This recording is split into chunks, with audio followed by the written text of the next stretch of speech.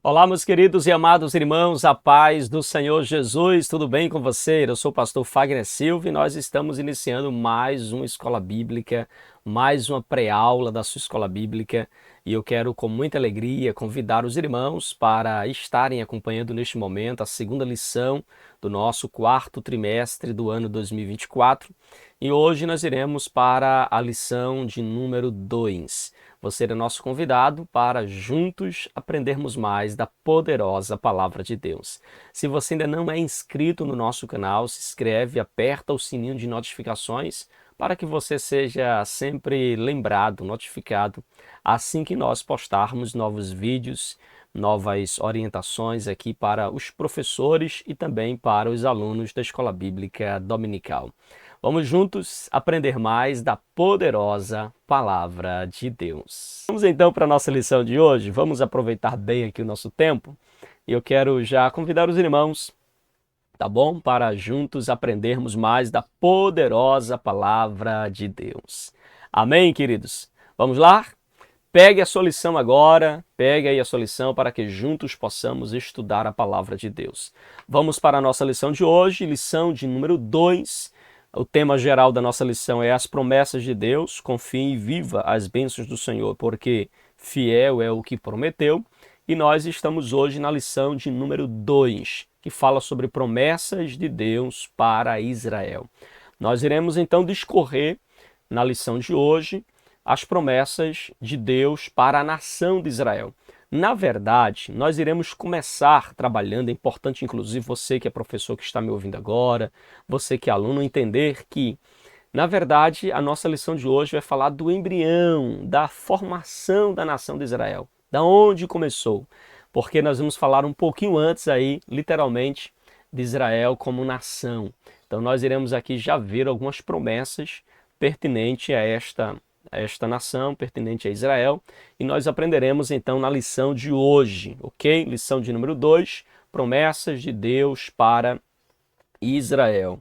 E eu tenho certeza que será de grande crescimento espiritual para nós, né, para você, para a sua casa, para a sua família. Então louvamos a Deus pela sua participação aqui conosco, tá bom? Lembrando aqui aos irmãos, né, que nós temos então, o nosso texto áureo está em Gênesis capítulo 12, versículo 3. Texto áureo, Gênesis 12, verso 3. Lembrando a você que para estudar a lição, é sempre importante você estar com a sua lição em mãos. É importante você estar também com um papel ou com uma caneta e também com a sua Bíblia, irmãos. Afinal de contas, a escola bíblica é um momento onde nós também estudamos a palavra de Deus, é necessário estar munido de algumas ferramentas que vai nos auxiliar neste estudo, tá bom? Texto áureo, Gênesis capítulo 12, versículo 3, que diz assim: E abençoarei os que te abençoarem, e amaldiçoarei os que te amaldiçoarem, e em ti serão benditas todas as famílias da terra. A gente vai falar mais desse texto no discorrer da nossa lição, tá bom? Tendo em vista que ele faz parte da nossa leitura e vai ser também abordado no ponto 1 da lição de hoje. Nossa verdade prática diz assim: ainda que a queda espiritual tenha ocorrido com Israel, há uma gloriosa promessa ao remanescente fiel.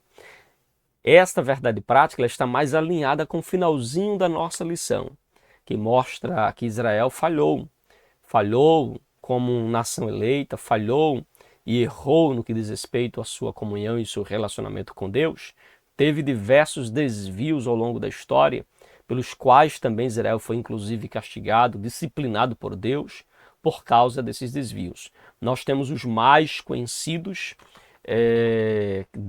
das disciplinas que Deus aplicou a Israel, como por exemplo, nós temos o cativeiro babilônico, que é o mais marcante aí da história de Israel, que é então uma resposta de Deus ao desvio do povo, ao distanciamento do povo da presença de Deus. Então a nossa verdade prática nos mostra que a queda espiritual de Israel, ela aconteceu, prejudicou muito Israel, foi motivo de disciplina, mas também há uma promessa para Israel de que O remanescente fiel, este será salvo. Há uma oportunidade para ele, há uma promessa para esses que são partes dos remanescentes fiéis. Pastor, o que é o remanescente? É aquele grupo, irmãos, que se destaca em meio a toda a nação. É aquele grupo que, dentro da nação, ele permanece fiel. Embora muitos se corrompam, há sempre ali um remanescente que permanece firme, olhando somente para Jesus, firmado em Jesus, convicto em Jesus, não se desviando nem para a direita, nem para a esquerda. Ok? Avançando mais um pouco, nós temos a nossa leitura bíblica em classe. Eu sempre faço questão de fazer a leitura bíblica em classe com os irmãos, porque é importante que você, professor, que você, aluno, esteja sempre munido aí ou da sua lição ou da Bíblia e possa conferir leitura com exposição para que melhor você possa compreender a respeito da palavra de Deus, tá bom? Então, nossa leitura bíblica está em Gênesis capítulo 12. Nós temos duas leituras neste dia, Gênesis 12 do verso 1 ao verso 3, e depois vamos ler também Romanos capítulo 9, verso 1 ao verso de número 5. Leamos então Gênesis 12, do 1 ao 3, que diz assim: Ora, o Senhor disse a Abrão: Sai-te da tua terra e da tua parentela e da casa do teu pai, para a terra que eu te mostrarei. E ar-te-ei, ou far-te-ei, uma grande nação. E abençoarei e engrandecerei o teu nome, e tu serás uma bênção. Abençoarei os que te abençoarem, e amaldiçoarei os que te amaldiçoarem. E em ti serão benditas todas as famílias da terra. Agora veja comigo, Romanos capítulo 9, versículo de número 1 ao verso de número 5, que diz assim: Em Cristo digo a verdade, não minto, dando-me testemunho à minha consciência no Espírito Santo.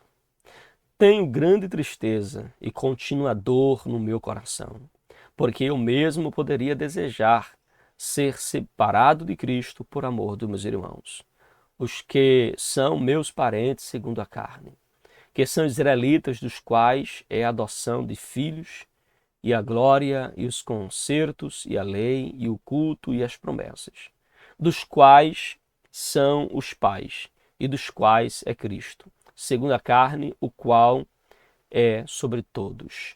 Porque, ou melhor, Deus bendito eternamente. Amém.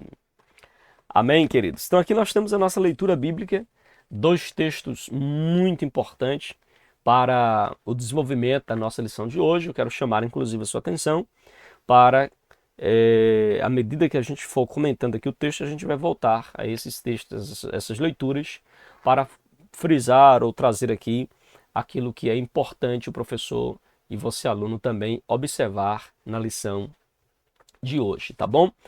Então, queridos, qual é o objetivo da nossa lição? Nós temos três objetivos. Primeiro, detalhar a promessa divina a Abraão acerca de tornar a sua descendência uma nação sacerdotal que testemunharia os feitos de Deus entre as nações. Então essa é o primeiro objetivo da nossa lição de hoje, é detalhar a promessa divina a Abraão. Segundo, elencar as promessas de Deus a respeito de Israel para o seu desenvolvimento como nação. E terceiro, nós iremos destacar o processo de destacar a posição de Israel no tocante à salvação e a promessa quanto ao seu futuro espiritual. Então esses são os três objetivos da nossa lição de hoje. Alcançando esses objetivos, obviamente, nós teremos aí a conclusão da nossa lição de hoje, nós alcançaremos aí o propósito, então, da nossa lição. Então, nós temos aí que detalhar, elencar e destacar. Detalhar a promessa, elencar as promessas e destacar a posição de Israel no tocante à salvação e também a promessa quanto ao seu futuro espiritual. Amém, queridos? Vamos, então, avançando. Nós iremos agora para o primeiro ponto da nossa lição, que fala sobre Israel, a promessa da criação de uma grande nação. Neste primeiro ponto, onde o autor ele vai falar sobre Israel, a promessa da criação de uma grande nação, ela começa em Abraão, certo? Que na época, ou ainda no seu chamado, ele tem o nome de Abrão. Então, é neste que começa aí as promessas da criação de uma grande nação. Neste momento, Israel ainda não era uma nação, mas a partir de Abraão começa aí o embrião da futura nação de Israel. Então veja, a promessa da criação de uma grande nação, ou seja, a promessa da criação de Israel como nação, começa exatamente na vida de Abraão. E é importante você compreender isso porque Abraão, ele vai dar ali, vai ser o início dessa nação. Deus escolhe um casal para ser pai e mãe de uma grande nação. O que é curioso é que Deus fez uma escolha que na ótica e na lógica humana parece improvável, incoerente. Parece até que Deus errou, Deus não calculou direito, porque Deus convida um homem de 75 anos de idade, uma mulher que tinha 65, para a partir deles fazer uma grande nação. Primeiro, ele já tinha uma idade avançada, o que era um empecilho para gerar filhos. Segundo, nós temos aqui um outro problema muito sério, é que Sara ela é estéril. Então, como Sara iria ser mãe de uma grande nação, sendo ela estéril? E aí nós temos essas implicações. Parece improvável. A promessa que Deus fez parece algo assim fora da linha, fora do comum. E a gente precisa entender isso, irmãos, que tem hora que Deus nos faz promessa que na nossa ótica jamais pode acontecer. Que na nossa ótica está errado, que na nossa ótica não tem como acontecer. É algo, é uma ilusão, é coisa de outro mundo. Quando na verdade, nós sabemos que as promessas de Deus nem sempre nós compreendemos, nem sempre nós entendemos, mas nós confiamos e por isso nós obedecemos. Importante também notar que muitos, quando leem Gênesis capítulo 12, acreditam que a promessa feita a Abraão era uma promessa condicional. Então, esta promessa, ela, para se cumprir na vida de Abraão, ele precisava obedecer para ativar a promessa, para que a promessa fosse realizada. Eu gosto muito dos comentários do Lawrence Richard, quando ele abordando Gênesis capítulo 12, ele faz questão de dizer que é exatamente ao contrário. A obediência não ativa a promessa, mas a gente percebe aqui na vida de Abraão que, na verdade, a promessa ativou a obediência. Veja, Abraão não está obedecendo para Deus fazer promessa em Gênesis capítulo 12. Mas você percebe que Deus faz a promessa, Abraão crê e por isso obedece. Então, na verdade, não é que a obediência de Abraão está ativando a promessa, mas, na verdade, é a promessa que ativou a obediência de Abraão, compreende? É muito importante que você faça esta observação, que você faça esta anotação aí na sua aula, tá bom? Então, não é uma promessa condicional, não se trata de que a obediência de Abraão ativou as promessas de Deus, mas é exatamente o contrário. Nós gostamos de achar que nós ativamos as promessas de Deus. Nós achamos, inclusive, que Deus ele está sempre reagindo aos nossos comandos, reagindo aos nossos feitos. Nós temos o domínio e o controle, a gente faz isso para Deus fazer aquilo, a gente faz isso e Deus devolve aquilo. Nós gostamos disso, mas na verdade, irmãos, é as promessas de Deus e a fé nelas que nos leva a esse processo de obediência. E aí nós temos Deus fazendo promessas para Abraão. E aí nós temos em Gênesis, e agora eu quero convidar você a olhar para o texto de Gênesis capítulo 12, verso 1 ao verso 3, que é inclusive o ponto 1 da nossa lição aborda esses versículos. No verso diz assim: ora, o Senhor disse a Abrão. Como foi que Deus falou a Abrão, irmãos? Em sonho, visões, apareceu para ele. Bom, nós não temos aqui muito detalhe de como esta voz audível de Deus falou então a Abraão. Mas o texto diz: o Senhor disse a Abrão: sai da tua terra, e da tua parentela e da casa do teu pai, para a terra que eu te mostrarei. Aqui nós percebemos que Deus ordena que Abraão, ele saia de onde está. Ele saia da sua terra e da sua parentela e caminhe pela fé. Aqui é uma ordem de Deus para que ele caminhe não por vista, não caminhe por aquilo que é palpável, visível, mas caminhe por fé. Sai da tua terra e da tua parentela, da casa do teu pai, para ir, né, uma terra que eu te mostrarei. E Abraão, irmãos, obedece a Deus. Ele segue exatamente esta orientação de Deus. E o verso de número 2 tem a promessa que Deus está fazendo para Abraão. Primeira promessa que nós temos aqui é: far-te-ei uma grande nação. Queridos, a promessa que Deus está fazendo para Abraão é outra promessa improvável. Improvável, como eu já apontei para os irmãos. Improvável porque Abraão tem 75 anos, Sara tem 65, Sara é estéril, eles já estavam casados há um bom tempo, não geraram filhos. Então ele já era um casal avançado em idades e Deus promete fazer deste casal uma grande nação. E você percebe que Abraão creu, irmãos. Abraão creu. Nós, lendo aqui Gênesis 12, vai ver que partiu Abraão. Foi Abraão conforme o Senhor tinha orientado. Então veja, ele creu nisso. Mas aqui está a promessa: far-te-ei uma grande nação. Deus prometeu e Deus é fiel para cumprir. E você vê então que Abraão ele vai crer, ele vai dar crédito a essa palavra. E um longo tempo se passa, obviamente, né, até os dias atuais. Mas você vê que a nação de Israel hoje é todos descendentes de Abraão. Então veja como nós temos aí o cumprimento desta promessa de Deus feito a Abraão. Ao longo da história, esse propósito de Deus ele foi se cumprindo de uma forma verdadeira, de uma forma evidente, de uma forma poderosa. Quando Deus disse a Abraão que ele seria pai de uma grande nação, o patriarca estava com 75 anos, irmãos, e a sua esposa Sara, ela era estéril. Mas ainda assim, Deus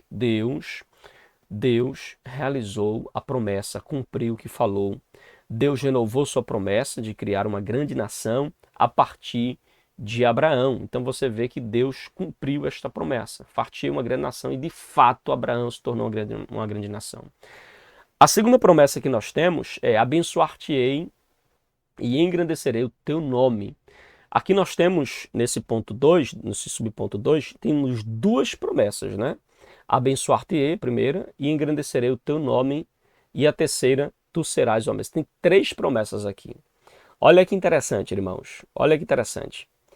Primeiro, Deus promete abençoá-lo. Eu pergunto para os irmãos: Abraão foi abençoado? Sim, irmãos, foi abençoado. Abraão foi abençoado no que diz respeito à vida espiritual, no que diz respeito também à vida financeira, à vida conjugal. Você vê que Abraão foi bem sucedido, foi muito abençoado nesse quesito. Primeiro, Deus deu para ele uma esposa, a Sara era a esposa, né? Teve suas falhas, como todos nós temos, mas foi uma esposa muito, mas muito bem dedicada também ao seu lar, à sua família. Então nós temos aí a bênção de Deus na vida de Abraão, em decorrência aí dos fatos que vai acontecer nos capítulos seguintes, mas a gente percebe que ele foi tremendamente abençoado. Você percebe, inclusive, nos versículos posteriores ao capítulo 12, nós percebemos que o próprio Eliezer testemunha que Deus tem abençoado o meu Senhor com riqueza, com muitos bens, lá em Gênesis 24, se me falha a memória. Então você vê que Deus abençoou grandemente a vida de Abraão e também dos seus descendentes. Você percebe que quando o seu filho Isaque esteve nas terras de Gerar, ali junto aos filisteus, houve contenda por causa dos poços. Mas aonde Isaque cavava os poços, dava água. E ele plantou num período de seca e Deus fez colher em abundância. Por quê? Deus estava abençoando Abraão e os seus descendentes. Ainda uma outra promessa que nós temos aqui: engrandecerei o teu nome. Irmãos, quem é que está dizendo que vai engrandecer o nome de Abraão? Quem? Deus. É Deus que está dizendo isso. Aqui eu percebo que quem engrandece o nosso nome não é nós mesmos. Não é aquele peixe, não é aquele amigo, não é aquele influencer, não é usando de estratégias, às vezes até erradas, para driblar o sistema, para driblar as coisas e alcançar, então, um grande nome. Queridos, nós percebemos aqui que é Deus quem está dizendo que vai engrandecer o nome de Abraão. É Ele quem vai dar o nome. Então, quem nos exalta é Deus. Quem nos dá um nome é Deus. Quem nos livra, irmãos, de problemas, de crises, é Deus.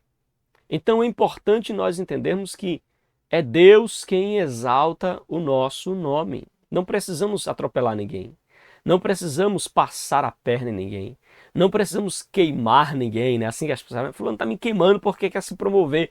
Não, não precisamos queimar ninguém. Não precisamos deixar ninguém para trás, ficar humilhando um ou outro para tentar ser visto. Não precisamos. Não precisamos. Porque se Deus disse que vai engrandecer o nosso nome, Ele vai fazer isso. No tempo dele, na hora dele, da maneira dele, mas Ele fará isso. Amém? E nós temos ainda, irmãos, o terceiro subponto, que ainda fala de outras bênçãos também, outra promessa dada a Abraão, que vai ser uma grande nação. A terceira está, e abençoarei os que te abençoarem, e amaldiçoarei os que te amaldiçoarem. Irmãos, aqui temos algo muito sério, muito sério. Aqueles que proferirem bênçãos sobre Israel, estes seriam também abençoados. Mas aqueles que amaldiçoarem Israel, eles também seriam amaldiçoados. Então veja como nós estamos diante de uma situação muito séria, porque nós podemos cair no erro de querer amaldiçoar aquilo que Deus abençoou, de querer julgar aquilo que Deus abençoou. E isto nos prejudica, isso afeta muito a nossa vida espiritual e também esse efeito começa a vir contra nós mesmos, irmãos. Se nós proferimos maldições sobre alguém que Deus abençoou, nós estamos atraindo maldição sobre nós mesmos. Assim como alguém que busca amaldiçoar o povo de Deus também é amaldiçoado por si mesmo. Então veja como é importante, queridos, como é importante, primeiro nós abençoarmos. Abençoe as pessoas, profetize bênção sobre elas, traga uma palavra de bênção sobre elas. E segundo, evite estar amaldiçoando alguém ou praguejando alguém, porque contra a nação de Israel, por exemplo, irmãos, a promessa de Deus, embora isso se aplique também a princípios desse texto, se aplique também a nós vamos perceber que a Israel tem essa promessa. Abençoarei os que te abençoarem, amaldiçoarei os que te amaldiçoarem. Essa é a promessa de Deus para Abraão. Então, todas as nações que se levantaram tentando prejudicar Israel, tentando eliminar Israel, tentando destruir Israel, todas as nações, elas foram destruídas, elas se deram mal por causa disso.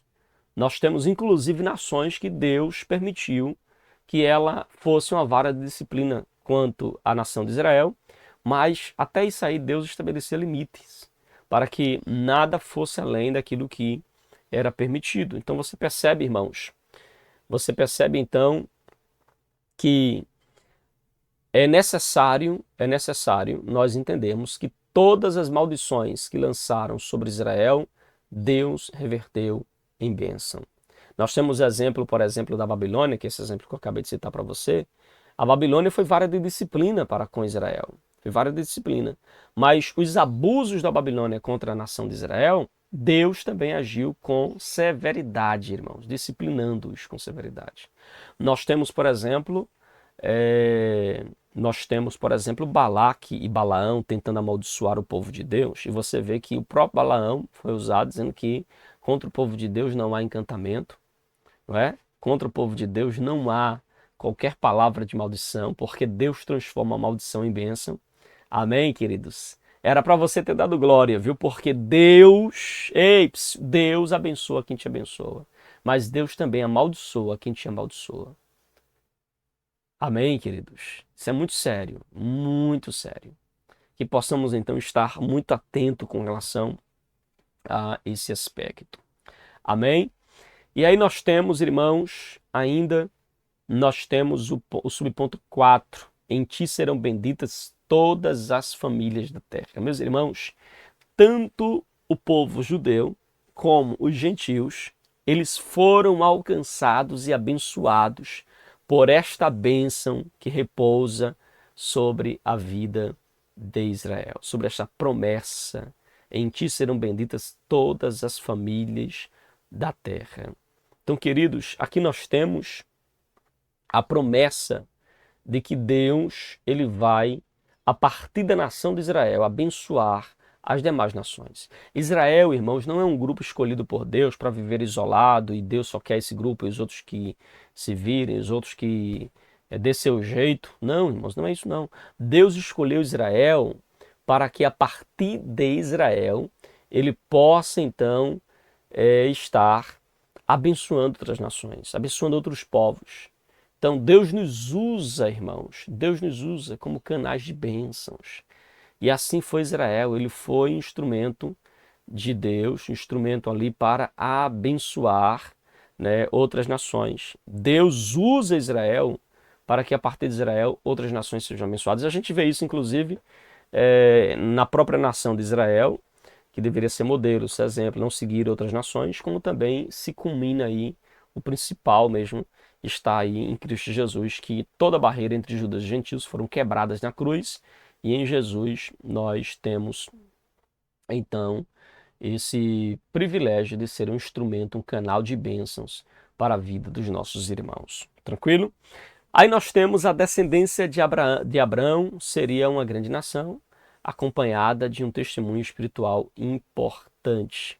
Então nós temos aí a promessa de que Abraão seria uma grande nação, e nós temos também diversos testemunhos, né, importantes, espiritualmente falando, que vai então ser dado a partir da nação de Israel. Amém, queridos?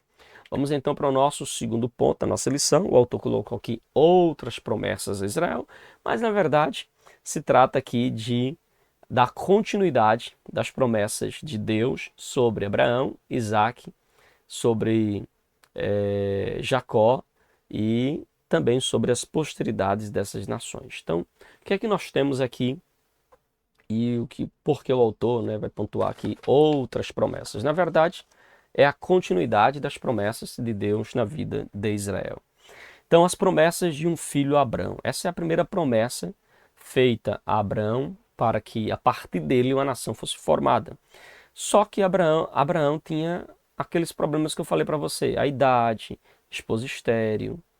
Então, esses eram os dois grandes obstáculos para que Abraão não pudesse, ou não viesse gerar, ou não viesse de fato ter filhos. Mas veja que Deus fez a promessa. E o Deus que fez a promessa é fiel em cumprir. Além das solenes promessas de Deus feitas a Abraão, o Senhor prometeu-lhe um filho. E a promessa pareceu estranha ao patriarca, pois, como vimos anteriormente, ele era avançado em idade, sua esposa também. Além dela ser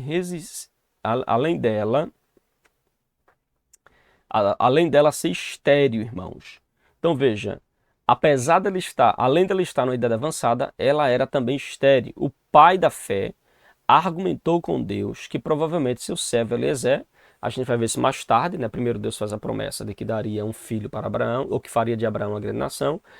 Abraão vê o tempo passar e não vê essa promessa se cumprir, ele tenta colocar Eliezer como o seu herdeiro, mas você percebe nitidamente que Deus, no capítulo 15 de Gênesis, Deus vai exortar, inclusive, Abraão, dizendo: Abraão, o teu descendente, o teu herdeiro nascerá de ti, não será o Damasceno Eliezer.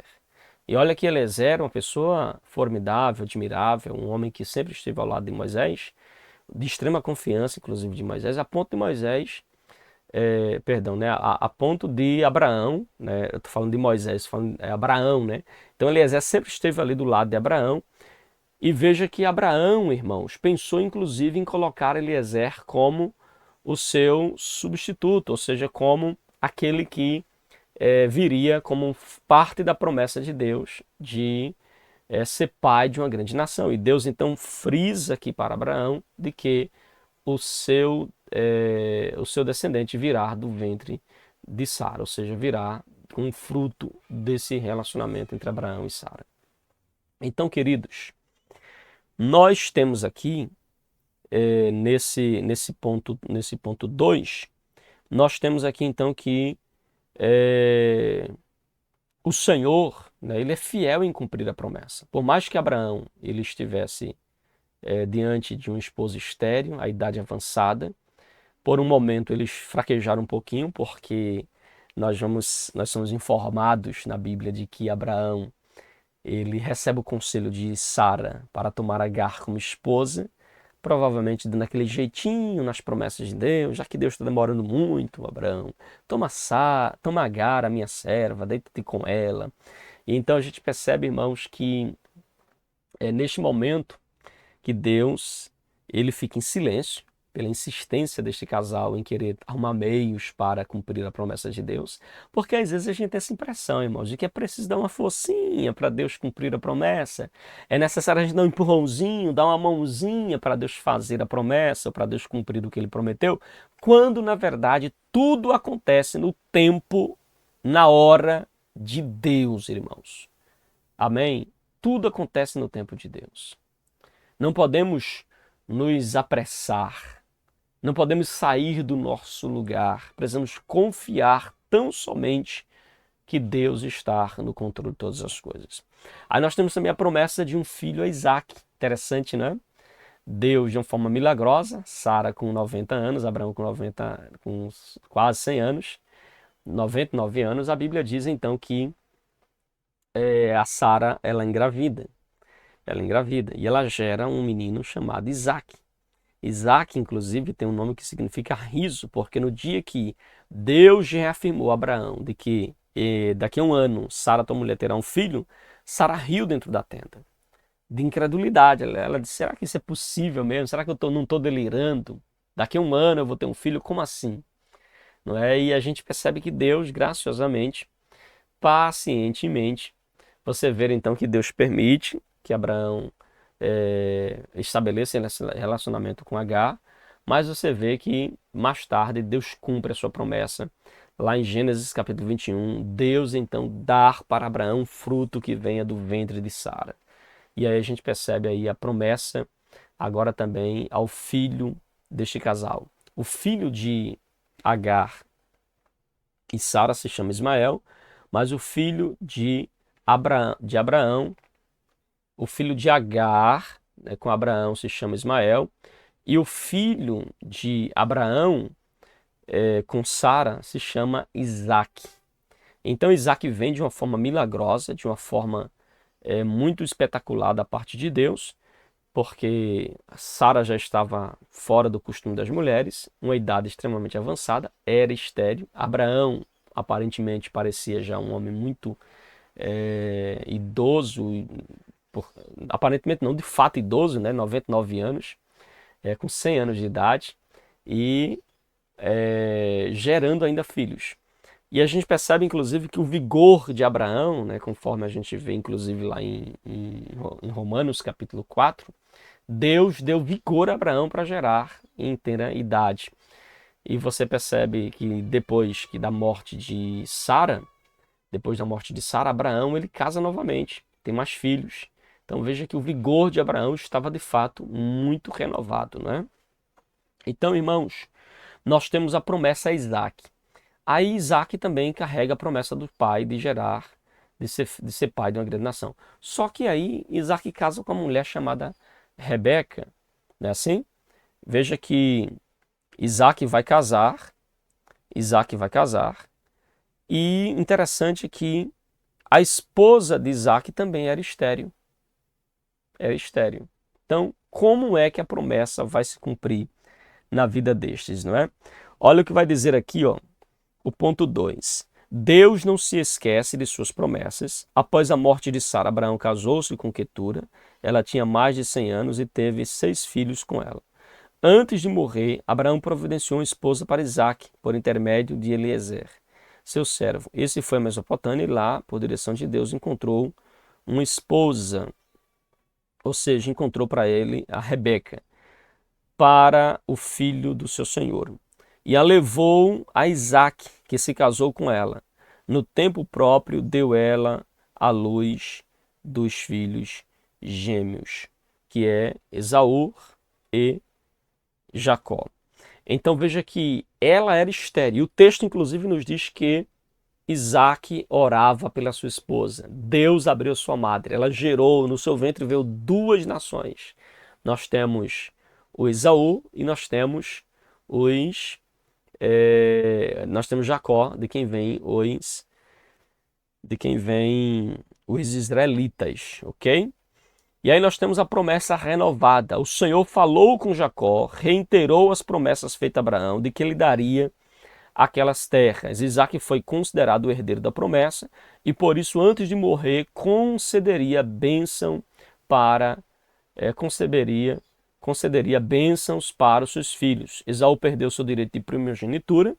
Os irmãos sabem que Esaú ele nasceu primeiro, são gêmeos, mas nasce primeiro. Jacó nasce agarrado ao calcanhar, então o direito de primogenitura era de Esaú, mas este, um determinado dia, voltando de uma caça, dizendo que estava extremamente exausto, extremamente com fome, cansado, então ele vai vender o direito de primogenitura para Jacó. Jacó, muito esperto, pegou seu irmão num momento de fraqueza, e Jacó então comprou esse direito de primogenitura da vida, comprou o direito de primogenitura de Esaú, irmãos. Então a gente percebe que a partir daí nós temos a promessa de Deus sobre a vida também de Jacó, que é aquele que recebe a renovação da promessa feita a Abraão. Deus falou a Abraão, Deus falou a Isaac, Deus falou a Jacó, que eles então seriam aí a continuidade dessa grande nação que está a se formar. E o nome Israel vem exatamente a partir de Jacó. Vocês lembram muito bem que Jacó, ele roubou também a bênção do seu irmão, de uma forma a levar o seu pai ao engano, juntamente com a sua mãe Rebeca. Ele vai então enganar o seu pai e vai conseguir ali o direito de ser abençoado. Por causa disso ele foge para uma terra distante para poupar a sua vida da fúria do seu irmão. E veja que lá Jacó ele se casa com duas mulheres lá, com a Leia. Ele se casa lá então com a Leia, né, que é por estratégia, claro, de Labão. Jacó se casa com Leia e teve com ela ali 6 filhos. E depois é que Labão vai dar para Jacó a Raquel. E com esta, Jacó teve 2 filhos. E aí depois, uma certa ali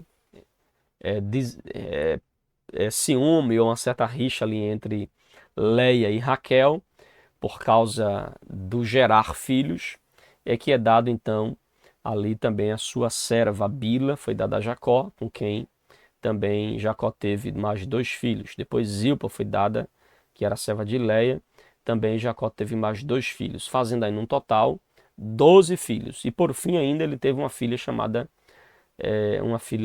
com Leia, né, chamada Diná.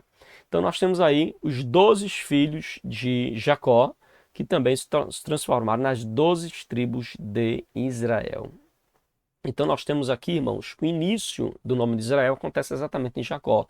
Quando este está fugindo de Esaú, no Val de Jaboque, nós temos então ali um momento de uma luta travada entre Jacó e Deus, né? Quando ele está voltando agora depois de anos, mais de 20 anos, mas ele está voltando agora para as terras de Israel, para o encontro com seu irmão, com seu pai. Quando ele está voltando, então ele vai travar uma luta com o anjo no Vale de Jaboque, e lá, ele é agarrado com o anjo muda o seu nome de Jacó para Israel. Então é aí que começa agora o povo, né, anos mais tarde, ser chamado inclusive de Israel, a partir do nome que foi dado ao próprio Jacó. Então veja, aí temos também a promessa do reino do Messias. Por intermédio do profeta Isaías, Deus falou que o Messias nasceria da descendência de Jessé, pai de Davi, para redimir Israel e a humanidade, e por isso o Senhor Jesus é chamado de Filho de Davi, o Emanuel. Eis que a virgem conceberá, dará à luz a um filho, e ele será chamado pelo nome de Emanuel, que traduzido é Deus conosco. Amém, queridos? Então nós temos aqui o primeiro ponto dado, o segundo ponto também, e aí a sinopse do ponto 2 diz assim: as promessas feitas a Abraão culminaram na promessa de que o Messias viria para redimir Israel e a humanidade dos seus pecados. Então aí nós temos um resumo do ponto 2 da nossa lição. Amém? Vamos avançando agora, irmãos, e já caminhando também para o término aqui da nossa aula de hoje. Nós temos as promessas de salvação para Israel. Agora, nossa atenção precisa estar voltada para os 3 capítulos de Romanos, capítulo 9, capítulo 10 e capítulo 11. É onde fala aí dessas promessas feitas para Israel, ou seja, a promessa de salvação para Israel. Queridos, quando nós lemos lá em Romanos 9, 10 e 11, a gente percebe então quais são essas promessas feitas a Israel e também nós iremos ver a maneira como Israel compreendeu a vinda do Messias. Então veja, irmãos, a queda de Israel. O Novo Testamento mostra claramente a queda da nação de Israel. A nação não conseguiu exercer o papel de nação sacerdotal no meio de outras nações. Ou seja, Israel foi escolhido por Deus para ser então essa nação de sacerdotes, para ser então exercer então esse papel diante das outras nações. Infelizmente, Israel fracassou, errou neste quesito. Israel deixou a desejar neste quesito, e por isso o capítulo 9 ao capítulo 11 da Epístola de Paulo aos Romanos trata de questões que muitos cristãos dos dias atuais só fazem hoje, como dos dias atuais se fazem hoje, né? Veja, como as promessas de Deus para Israel podem permanecer válidas hoje, irmãos. Elas foram revogadas. De fato, Israel permanece em rebelião contra Deus, porque a nação não reconheceu o Senhor Jesus como o seu Messias verdadeiro. Então veja, irmãos, a nação de Israel hoje, a nação de Israel atual, ela não crê em Jesus como o Messias.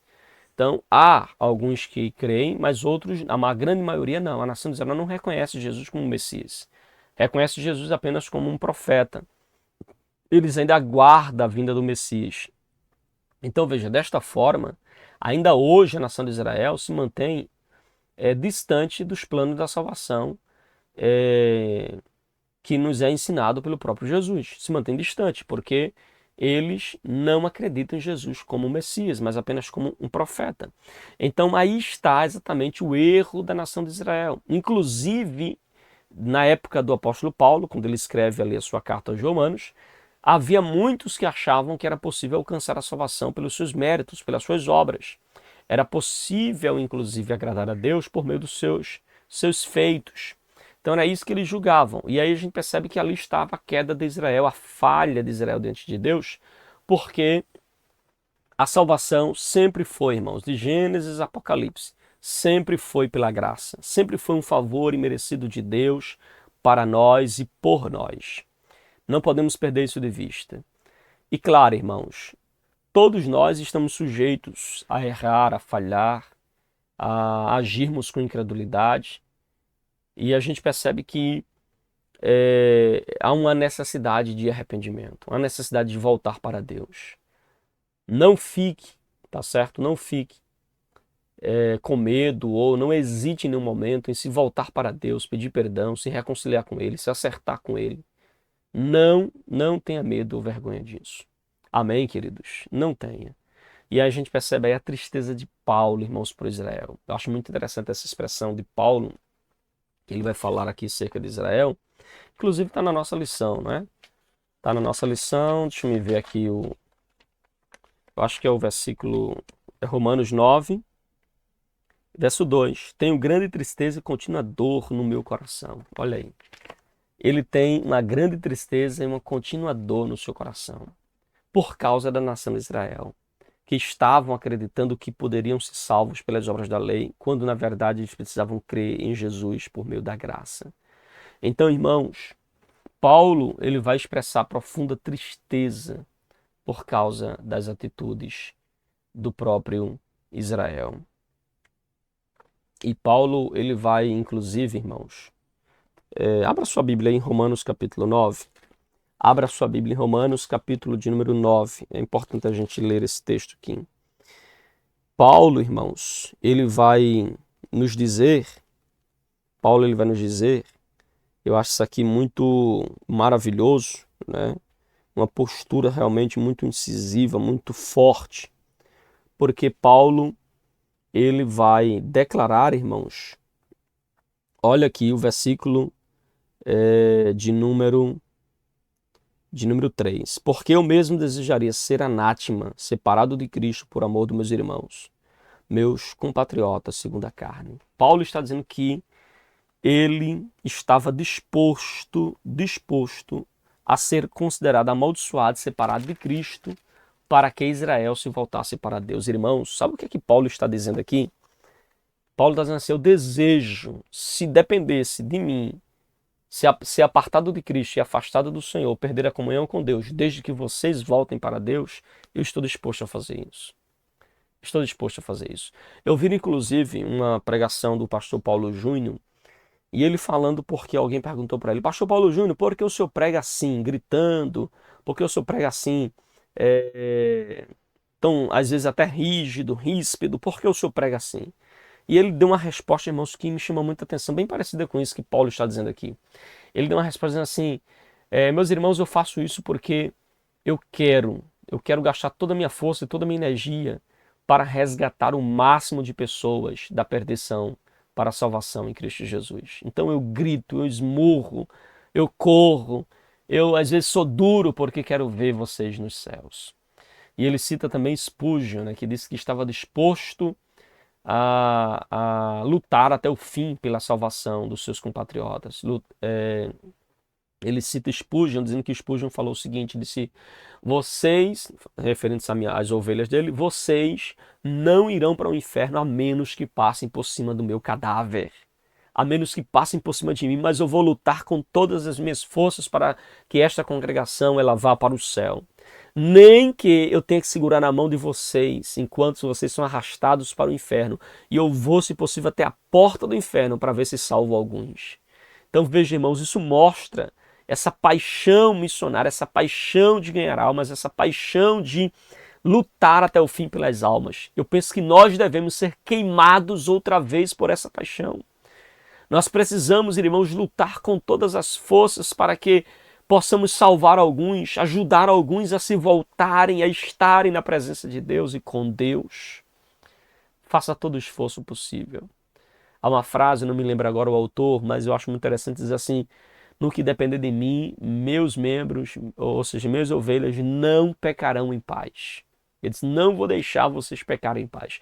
Toda vez que vocês pecarem, eu vou perturbar vocês, eu vou chamar ao arrependimento, eu vou anunciar para vocês a malignidade do pecado, a maldade do pecado, vou revelar para vocês o quanto ele é prejudicial, não deixarei vocês pecarem em paz.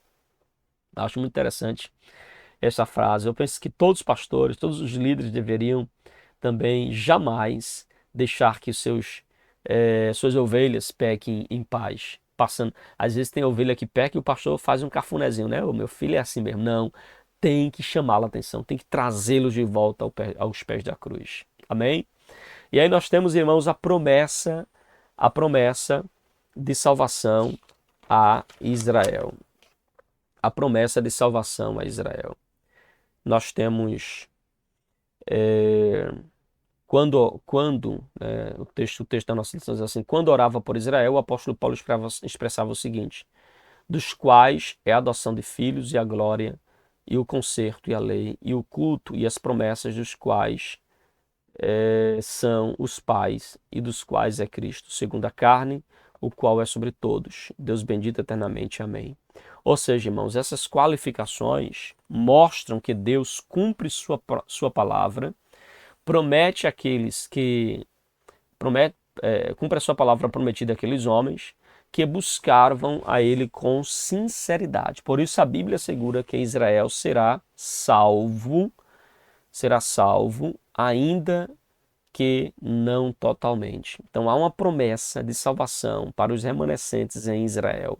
Ainda que todo Israel não seja salvo, há sempre um remanescente no qual Deus salvará. A Bíblia diz que esse povo será chamado de filhos de Deus vivo. O remanescente, irmãos, fiel de Israel será salvo. Diz também Romanos capítulo de número 9, versículo de número 27. Então, o libertador que virá de Sião fará estas obras. Amém, queridos? Chegamos então ao finalzinho de mais uma aula, que possamos então entender que as promessas de Deus não falham.